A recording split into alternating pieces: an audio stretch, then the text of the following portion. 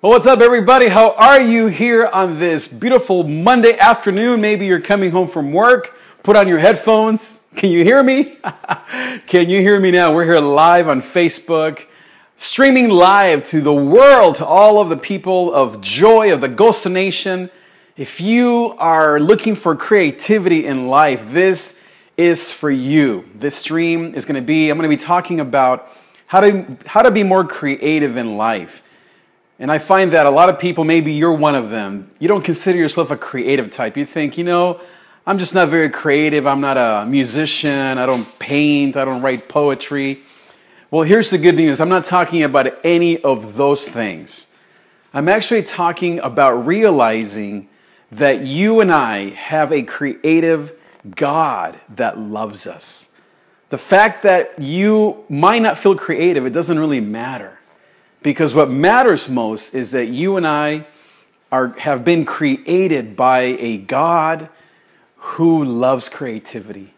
And there are many ways to look at creativity. It's not, as I said, just about writing a song or writing a poem or writing a book, things that I love to do, and I'm sure you do as well. But I want to take you back to Genesis chapter 1. There is just so much beauty in that first chapter. The chapter of creativity. The chapter where God talks about how He created us. How He is the creative God. How He Himself is a source. You know what the word Genesis means? It actually literally means source. It means, in Hebrew, those three first words, in the beginning. That is what the word Genesis means, in the beginning. And so you might think, I'm not very creative. Or maybe you think, I tried it once. I tried to be, a songwriter. I tried to sing in church and it didn't go well. Maybe you didn't make the cut. Maybe you think back when you were a little girl, a little boy, and you think, I was never really the creative type. But as I said, the power of creativity isn't about what you and I can produce. It is instead a result of you being loved by a creative God. God is the source of all creativity. And so I want to take you back to Genesis 1. The beautiful, and I think the most beautiful chapter of all of Scripture. This poem. Did you know that Genesis 1 is actually a poem? And look at some of the things that are in there. In day 1, it says that in the beginning, God created the heavens and the earth. And it says that He looked upon the formless waters. He said that when He looked out to creation, there was only loss and darkness and emptiness. And in the middle of that darkness, God, it says that He said, "Let there be light." God created light in the middle of the chaos of the universe. And that is the number one thing that I want to tell you. You might think that your life is a chaos. You might think that when you look at your situation financially, when you look at maybe your mind and the way that maybe you worry at night, when you look at the situations, the concerns of the world, maybe in your city, the things that you want to see in your own life or in the lives of your children, you think, it's sort of chaotic, God. I don't see the way out. I don't see what you're doing in the middle of this chaos. That is where the light of God comes in. In the beginning, it says, God created the heavens and the earth, and He says that He hovered above the waters. And into that vacuum of emptiness, in that vacuum of chaos, in that vacuum of all that is broken about our world, all that is broken about our society, all that is broken in our politics and government and education, all that is broken in our lives, in the middle of that brokenness, the creative God came and He said, "Let there be light." And light represents hope. It represents guidance. It represents the fact that God is forming something new. Just think of how He created Adam and Eve. Remember the story? He says that He took dirt from the earth. Dirt, have you ever eaten dirt? It doesn't taste very good. Dirt is formless. It doesn't have life. But it says that God took that dirt and he breathed his spirit into it. And that is who you are. You are the image of the invisible God. You might think I'm not creative. You might think I'm not very good at painting. I'm not a very good leader. I'm not a very good parent, maybe. I don't really consider myself a very awesome person. Or maybe you are. You feel very skilled and creative, but you sometimes compare yourself to others. Has that ever happened to you? When you think, well, I'm not as creative as that person. I'm not as great of a singer as that other, that woman or that man.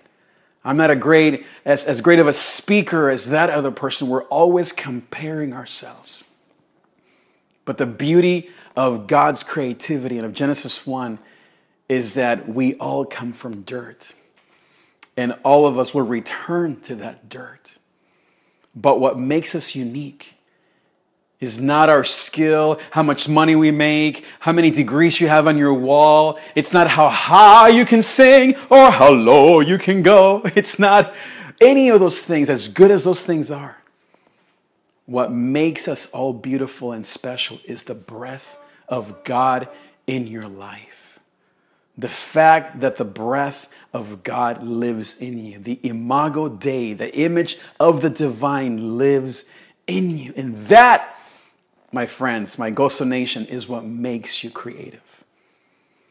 So next time that you think, oh, I'm just not very good at being creative. In my job, maybe that is part of your job. Maybe you're an educator, you're a teacher, and you think, I don't have any new ideas. God, I need new ideas for 2016. I don't want to, in my business or in school or at work or at church, I don't want to do the same thing over and over again. You're saying, God, give me new ideas for what to preach on Sundays or how to help my volunteers. You're saying, God, give me new ideas for my entrepreneurial ventures. God, I want to create new products. I want to create new things. I do want to write a book. God, I do want to write new songs. God, give me that passion, that gene of creativity. We're always asking for that. Instead of asking for that, realize that the creative God lives in you today. And what you have to do is to simply quiet your heart, quiet yourself, and say, God, creative God, Genesis, source of my life, the one who created the heavens and the earth, the moon and the stars, the stars at night, the one who created the heavens and the earth, you are my God. And I want to tune in. You know what happens sometimes, my Gozo Nation, is that we listen to the lies. We listen to the darkness around us. We listen to all those negative thoughts and those negative messages of what we're not. Does anybody know what I'm talking about? We're surrounded by negativity. We're surrounded by negative self-talk. We're surrounded by, well, look at my Facebook page. I don't have that many likes. I don't have that many comments. My Instagram pictures just aren't that beautiful. God, I'm just not that pretty. If I lost 10 pounds then. Dirt to life. That is what God has done with you, my friend. He has taken your dirt. He has taken your beauty. He has taken your ashes and made them into beauty. He has turned your mourning into dancing. It wasn't that you did that. It wasn't because you were beautiful, tall, gordita, flaquita, none of those things. It was because God is the creative God and He is in you. You have the imago Dei in you. On day 6 of Genesis 1, who did He create? He created you and me. He created man. After He created the heavens and the earth, the plants of the fields, after He created the birds of the sky and the great animals and creatures of the ocean, after He created the horizon, after He separated the sky and the heavens from the earth, after God created the heavens and the earth, after He created all those amazing things, Guess what was his best work yet? It was you. It says that on day 6, he created man.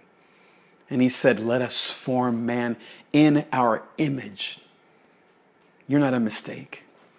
He didn't create you and then toss you aside. He didn't create you and then forget you. You're not that brand new car that after a few years, you kind of wish you could trade it in for another one. You're not. A trade-in. There is no trade-in for you. There is only one of you. You are formed in the image of creative God. Can you believe that? You're not formed in the image of some monkey or some spider or some gorilla at the San Diego Animal Zoo. You're created in the image of the invisible, supreme, creative God. You have creative source in you. Your name is now Genesis. That is your new name. Your name is not broken, uncreative. I can't get a job doing what I love to do. I'm anxious. I'm fearful. I'm depressed. Your name is not broke or financially ruined or bankrupt. Your name is not a widow. Your name is not a single mom. Your name is Source. You are the source. God, the source of the universe, lives in you. You are Genesis. Your new name is Genesis. Your new name is in the beginning. Your new name is a new start. Your new name is Genesis 1. In the beginning. There is a new beginning in your life, not because of how much money you have, how big your church is, how beautiful you are, how great you sing, how awesome your songs are, how great your Sunday message is. You are in the beginning because God is in you. You are beautiful and creative because God is in you. And then what did he do on day 7, by the way? Before we get too crazy with activity and wanting to conquer the world and not sleeping at night, what did he do at night? Or what did he do on day 7? Do you remember that, Goso family? It says that on day 7, he rested. And you know what he did when God took a nap, by the way? He did something really amazing. He had called everything in Genesis 1 good. He said, I created the heavens, that is good. I created the skies and the mountains and the birds of the air, and that is good. You know what he called the Sabbath? You guys know? He called it holy. Wow. God calls rest holy. Something sacred, something different, something that is not the ordinary. When was the last time, my Goso family, that you considered taking a nap a holy activity? Imagine if you go into a networking event or you go to church and somebody asks you, so what did you do last night? Oh, I took a nap. People are going to think, what is wrong with you? We live in an anti-rest society. You go into a networking event, you go into work, you're maybe having lunch with all your teacher friends, maybe you're hanging out with the volunteers at church and someone asks you, so, what do you do for a living? Oh, I sleep for a living. People are going to say, are you sick? What is wrong with you? We live in an anti-rest, anti-contemplation, anti-self-care culture. But God actually calls rest holy. When was the last time that you slept more than 5 hours? How many hours are you sleeping right now? Some people take pride in working, 50, 70, 80 hours a week. Some people take pride in only needing to sleep a couple of hours a night. God called rest holy. Take a vacation. Take a staycation. Take a nap, for goodness sake. You know what the perfect nap is? 18 minutes. It's been studied by scientists and all these amazing people. 18 minutes will guarantee a great day and a day of rest. Take rest in your life. It could be a day. It could be a nap. God calls rest holy. And that, my friends, is how you are going to be a creative in 2016. It's not, as I said, a matter of talent, of skill, of experience. All those things are good. But what makes you a creative being is the fact that you know a creative God. Thanks so much for watching. I hope that this short live stream has encouraged you on this awesome Monday. I love Mondays. It's the best day of the week.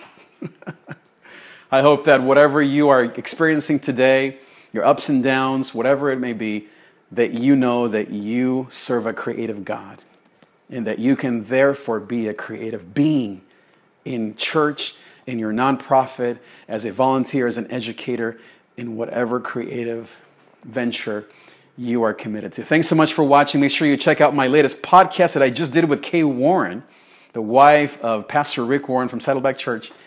You can go to davidtrigg.com/Gozo TV. Gozo, by the way, means joy.